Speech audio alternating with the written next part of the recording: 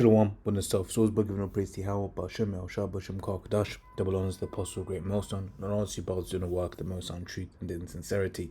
Yahweh's real name of whom the world English calls God, Jehovah, Yahweh, his real name is Yahweh, his on-street name is Yahweh Shai, and on the pray Yahweh, Bahashem, Yahweh Shai, meaning in, meaning that, and Shah, meaning names Yahweh, in the name of Yahweh Shai. Just wanted to touch on this real quick. I was just thinking earlier on, just meditating, and you get a lot of individuals, that over the lives that brothers have lived, right? You've got a lot of individuals that have been a thorn in brothers' sides, right? And in their stupidity, right, they believe that they've just gotten away with it, right? But this is part of the comfort is the understanding that no one gets away. It says Galatians 6:7. Be not deceived, the Most High is not mocked. For whatsoever a man soweth, that shall he also reap, right? And the Lord's men, right, are precious to him. Okay, these are a group of men that have been cut out from the foundation of the earth. It's Jeremiah 1:5. Before I formed thee in the belly, I knew thee, and before thou camest out of the womb, I sanctified thee, and I ordained thee a prophet unto the nations. Right. So, in dealing with a man of the Lord, that man of the Lord has been ordained, to do that job from the foundation. Right. This is same again. Right, Ephesians 1:4. According as he hath chosen us in him before the foundation of the world, that we should be holy and without blame before him in love, having predestinated us unto the adoption of children by Yahweh Shemashel to himself, according to the good pleasure of his will. Okay, so imagine you got an individual that from before the earth itself was created, right? From before the foundation of the world, right? You're like, yo, this is one of my man, right? But then you get just any individual doing wrong unto that man. It's like, how do you think the Most High feels about that, right? And that's why we understand that those people that do us wrong, they're gonna receive for the wrong that they have done, right? In fact, let me grab that precept, Colossians 3:25, right? But he that doeth wrong shall receive the wrong which he has done, right? And there is no respect of persons, and that's it.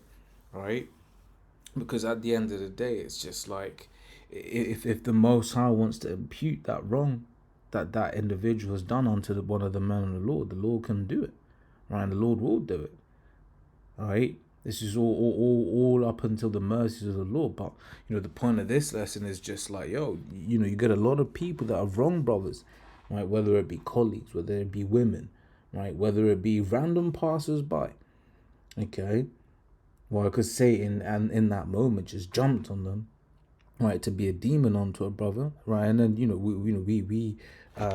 do our best always to keep it spiritual, right. This is 2 Corinthians 10:4 and 10:3. It says, "For though we walk in the flesh, we do not war after the flesh," because we understand as well is just this idea of spirits, right? Spirits jump on people. Right, and in that jumping on people, there are certain people who then, when it all is said and done, they get what's the word I'm looking for? They basically are gonna get punished, right? And that's just their condemnation, right? It is what it is, right? So it says, "For the weapons of our warfare are not carnal, but mighty to the Most High, to the pulling down of strongholds." Right? We understand that this is a spiritual battle, okay. And if someone wrongs us, guess what? It was written for them to wrong us just so that they can, be judged. Right? This is Matthew 18:6. "But whoso shall offend one of these little ones which believe in me, it were better for him that a millstone were hanged about his neck, and that he were drowned in the depth of the sea." Right? So, you offend one of the men of the Lord, man. Once again, it's just like, what are you doing? Right? But we understand what they're doing. They're just fulfilling their law. Right, because just as the scripture says, the spirit is subject unto the prophets, right? So also is the spirit of the scoffers, right, and the demon subject unto them, right? In fact, there's a similar precept, right? I believe it's in Jude, right? Not judge. Don't want judge. Sorry, what was it? Jude, right? Right. This is Jude, right, similar kind of vein, but slightly different topic, but still says Jude 1 and 4, for there are certain men crept in unawares who were before of old ordained to this condemnation. Right, so just in the same way, like how you have the prophets subject to the prophets, right, you get men that have crept in unawares as well, right, that basically come in, and they were, but their story was written that they would just be men crept in unawares, right, that would then as well go off and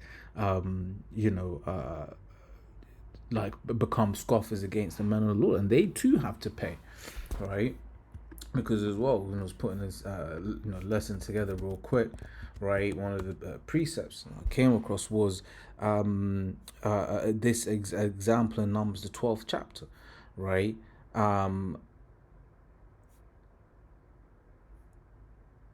So I'm just see where to start, right? This is Numbers 12 from 6, and he said, hear now my words, if there be a prophet among you, I Yahweh will make myself known unto him in a vision, and will speak unto him in a dream. My servant Moses is not so, who is faithful in all mine house. With him will I speak mouth to mouth, even apparently, and not in dark speeches, and the similitude of Yahweh shall he behold. Wherefore then were you not afraid to speak against my servant Moses? Right, and the anger of Yahweh was kindled against him, and he departed. Right, and the cloud had departed from off the tabernacle, and behold, Miriam was leprous, white as snow. And Aaron looked up upon Miriam, and behold, she was leprous.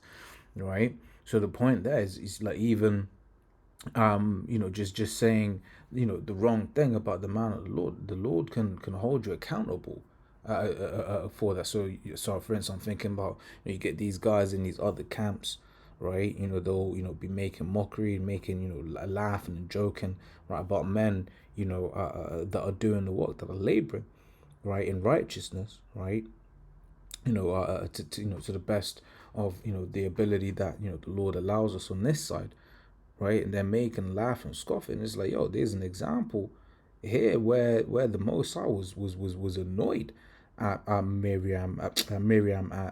and Miriam, right, for basically talking against Moses, right? And then there was a judgment for that. Okay, so once again, how much more so just people that are, just in the outer court, right? Everyone that were just around, like the Lord, takes it seriously, man. Right? This is First Chronicles 16:21. He suffered no man to do them wrong, yea, he reproved kings for their sake. All right. And then another example, right? So this is the story. Well, I'm going to read it. 2 Kings 2:23, and it went up from thence unto Bethel, and as he was going up by the way, there came forth little children out of the city, and mocked him, and said unto him, Go up, thy bald head, go up, thy bald head. And he turned back and looked on them, and cursed them in the name of Yahweh. And there came forth 2 she-bears out of the wood, and bare 40 and 2 children of them. So the Lord allowed the Spirit, right, the Lord allowed